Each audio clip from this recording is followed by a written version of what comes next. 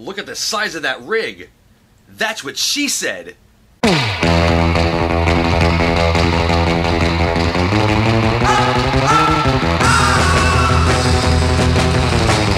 What is up, guys? How you doing? Thanks for coming back to the channel and watching this video. I appreciate it. Today we're going to be looking at this monstrosity of a camera rig that I constructed for my Lumix G7.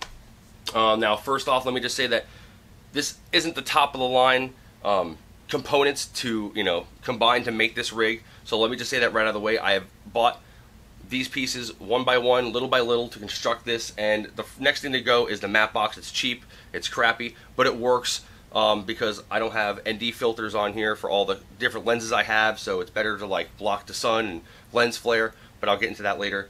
But another thing I want to say is I don't use this for YouTube. This is kind of overkill for YouTube. I'm going to be doing some stuff in the future, some video contests, and hopefully some film festivals, fingers crossed, hopefully in the future here. So this is what that's for. The follow focus, all this stuff, the handle, it's just so I can move quickly, move the tripod, catch my focus really quickly.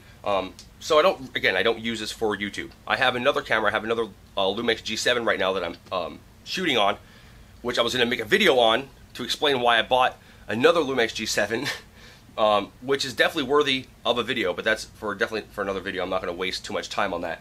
But without further ado, guys, I'm going to put this down and break it apart for you guys so you can see all the components, how much it costs, and everything. So if you want to put a rig together for yourself. Now again, you could use this for YouTube.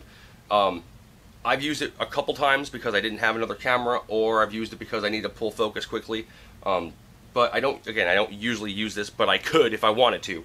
And I guess, you can look badass and have a rig in your house, use it for YouTube. I guess no one else is going to really see it unless you have like someone helping you. But yeah, this thing is huge. It's crazy. I just bought pieces little by little. So without further ado, guys, let me jump right into it. Alright, here is the rig disassembled. These are all the pieces that were in the rig I showed you earlier. Let me just run through what the pieces are, how much they cost. First, we're going to start with this 15mm rail system for the camera. This is going to be your starting point for your rig. This was around $40. You can find them for $45, $50, maybe $35 on sale sometimes. This is great, and this is going to be your starting point. Everything's going to clip right onto this 15mm rail system. And the next thing you're probably going to purchase is this follow focus, or a follow focus. This is a newer follow focus. This was $25, and this just slips right on the front of the rail system. There are two holes that'll just slide right on. So we're going to go ahead and slide that right on there, just like that. Now this is a great starting point. I went a little ass backwards and got the rail system, and then got the matte box and some other things where I shouldn't have got it. I shouldn't have bought any of that stuff. I should have got the follow focus. Now, I highly suggest you guys get up and get a follow focus. It is awesome. Get familiar with it. Get comfortable with it.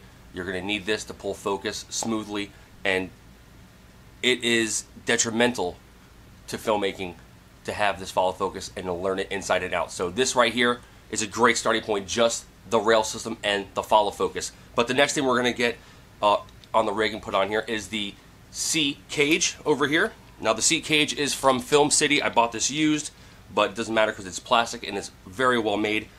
So we're just going to slip it right on to the cage here. Perfect. Tighten that. Grab the other one. Slip it right on here. And just slide it just like that. I'm not going to tighten this yet. Next we're going to get the handle. But these go for around $50. I got it for $25 used on eBay, like I said, from Film City. This is awesome. This is a Fotka handle, $25 with the handle, and it comes with the rails. So we're just going to put that on the top of our C cage, as some call it. Slip it right on there, just like that. Straighten everything out, and there we go. We're going to tighten the top. Very important, if you do end up getting a C cage like this with a handle and stuff, do not tighten the nuts on the top or the bottom because you can crack the C cage. You don't want to do that. But just as it is right now, this is a super functional rig right here. You have the follow focus, you have your C cage, you have your handle. This can get a lot of stuff done. You really do not need this matte box. This is a very cheap matte box. It was $15.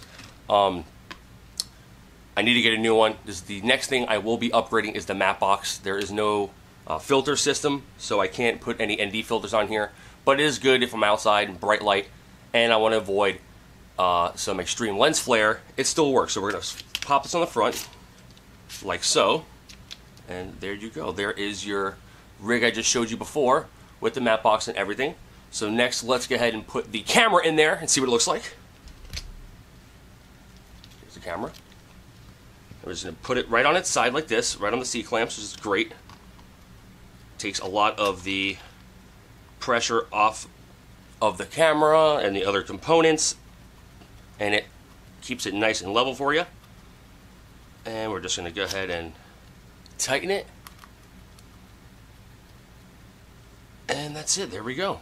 Now you have your camera in there. You can have enough room to open up your screen so you can see what you're doing now. Now, the one thing about this rig and many other rigs is that you can't access the battery and the memory card on the bottom because of the rail system.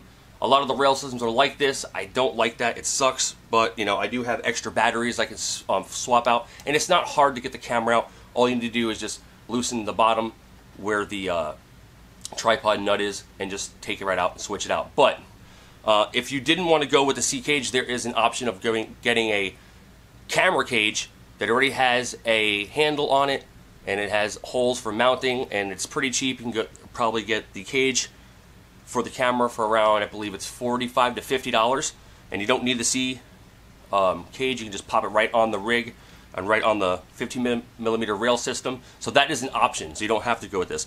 I do like the C cage because if I'm setting the camera down and it falls over or anything, it's going to hit this first and not hit the camera. It's going to protect the camera itself, and that's very important to me. Plus, if someone's walking by, nudges it, hits this, it's probably going to hit some of the components or the C cage before it hits anything else. Another thing I love about this is the C cage gives you another access point to grab. I can grab the top, I can grab the side, I can do panning, I can do handheld. I can move the camera quickly from tripod to tripod, from point to point, and it's quick to set up and get in and out, especially if you have a quick release plate on the bottom. That'll be another video, but definitely if you're going to get this far, get a quick release plate for the bottom so you can go in and out of your tripod. So there you go. Very awesome. Another thing that's great about this, other than grabbing it and protecting it, you can mount an external monitor on here, microphone, recording device, you name it, you can put it on here. There are little notches and holes and screws that you can adjust and mount other stuff onto this C cage. So guys, there is the rig all assembled. Let's head back to the desk area and finish this video off. And that does it for all the parts that I used to construct this rig. Again, there are cheaper alternatives to some of these components. There are more expensive choices, but that's up to you.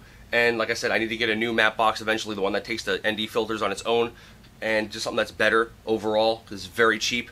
Another thing is the follow focus. Just for being cheap, this gets a job done. It is a great starting point. I recommend this for anybody who wants to start using a follow focus or start taking their filmmaking to the next level. You're going to have to learn how to use one of these follow focuses eventually. So get a cheap one, learn it, get familiar with it and comfortable, and then eventually you could upgrade. So, but these can get up to over $100, over $200 for aluminum and really good parts for a follow focus. So again, this can change over time. In a year or two, this can look like a totally different rig. I've had this rig for a year and a half, almost 2 years, and it looks completely different. I've added shit over the years, and I will continue to add things over the years to this rig. So thank you guys. I hope this helped you guys out.